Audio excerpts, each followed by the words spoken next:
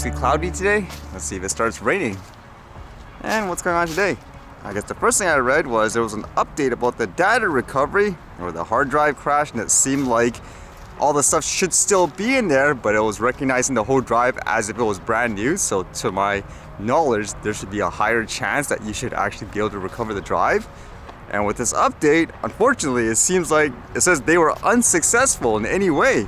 It says here, we regret to inform you that we were unsuccessful in recovering your data for that case number. And then it says Seagate will securely recycle your device according to Seagate's media sanitization practices. If the device is under warranty, you will receive an empty warranty replacement device, which I already got. But that's a little unfortunate. Not even one data recovery. Even in the actual tracker and stuff, they show you it was received, recovery attempt, and then recovery unsuccessful. I actually thought they would show you, for example, them opening up the hard drive and all that to give you kind of a view of what happened. Because funny enough, I actually requested if I could potentially get the drive back if they were unsuccessful, because from what I saw, it should have potentially been possible. It didn't seem like there was any crazy damage or anything like that. It just flaked out. So that's unfortunate. That's a ton of work that's lost. It's virtually almost everything from last year and almost everything from this year. And why I say it's almost is because I still have, for example, the working files for my final edit, because I have that in a separate folder in terms of the files I use to make certain videos. But yeah, that is so many videos. They are mostly from this camera, so they're not like drone videos, for example. I still have all those, but that's so much work that's lost. Although I do still have, for example, a separate hard drive. That's the one for all the exported videos, for example, at the end of the day when I actually edited, although those are all exported in 1080p. So unfortunately, I wouldn't have any of the raw data to actually work with anymore, but that's just so much stuff. I think cost estimate, if I was to do backups of the backup, it'll probably be about $2,000 to $4,000 worth of hard drives if you think about it. So that's a little unfortunate. Maybe I should have tried it myself. That's usually what I prefer to do with computer stuff, but I figured, hey, if they have all the tools and stuff, you have the warranty, why not? And ultimately, again, it's one of those things where it comes down to resources. You can't just buy a gazillion hard drives and backup stuff 3 times over and all that. And with that thought, what did I read today? I guess this was kind of interesting. This one here says, cutting-edge aerial drone technology could help combat brown-tail moths. It looks like it's a drone with a huge attachment to it. It says, after 5 years enduring a reign of toxic hairs from brown fall moth caterpillars, Sally Donaldson is ready for a novel solution. She has to suit up her family's lakefront camp Litchfield, duct taping gloves and socks to minimize exposure and showering as soon as she returns indoors. Donaldson is concerned that their infested oak trees could die due to repeated BTM defoliation as trees have on nearby properties. And with that, they said there were tons of BTM caterpillars, and it says this winter, Donaldson's getting help from on high, from a drone carrying a robotic attachment with a rotating saw blade to sever branch tips with BTM webs. So a drone with an actual saw. What's crazier, this or the ones with a flamethrower?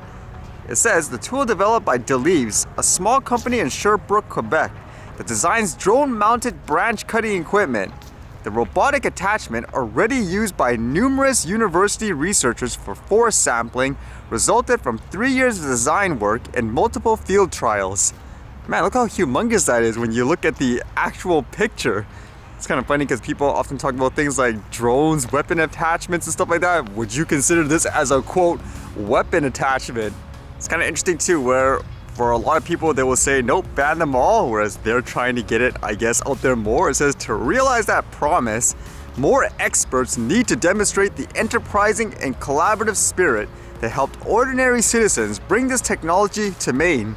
In a time of rapid ecological disruptions, their story provides a powerful reminder that local initiative can give rise to valuable solutions.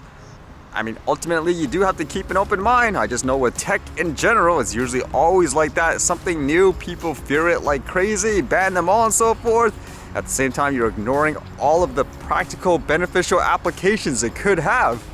Again, people fear-monger drones saying a toy or whatever has such high odds of just flying, I don't know what, 4,000, 3,000 feet in the air, take down an airplane. that's it, ban them all, when in reality so many people could be using it every single day in a good way, whether it's saving lives or using it for some kind of, I guess, practical application. And there's a lot of story with the war and stuff in Ukraine and stuff still, but again, I don't think you should forget what's happening, I guess, locally in your own country and all that. So it's kind of interesting reading this one, which seemed like it was a follow-up where one of the lady was arrested for that freedom convoy before, if you guys remember that. And initially, to my understanding, the judge denied her bail, which was a little puzzling because apparently there's people who commit crimes like hitting people with cars and all that, and they get released on bail. But now, I guess, on an appeal, they released her. It says, Freedom Convoy protest organizer Tamara Lich granted bail after review. So it says here, Lich will be released on a total of $25,000 in bond with conditions not to protest COVID mandates or use any form of social media, and she must return to her home in Alberta. Lich was arrested February 17th and charged with counseling mischief, the day before police moved in to disperse crowds in downtown Ottawa using powers invoked under the Federal Emergencies Act. That was the one where a lot of the Senate people were saying, like, this thing is crazy, for example, get rid of it. But at the same time, right after, I guess, all that negative reaction, then the Prime Minister decided to say, okay, you don't need this anymore. It says she was initially denied bail on February 22 after Ontario Court Justice Julie Borgias deemed her detention was, quote, necessary for the protection and safety of the public.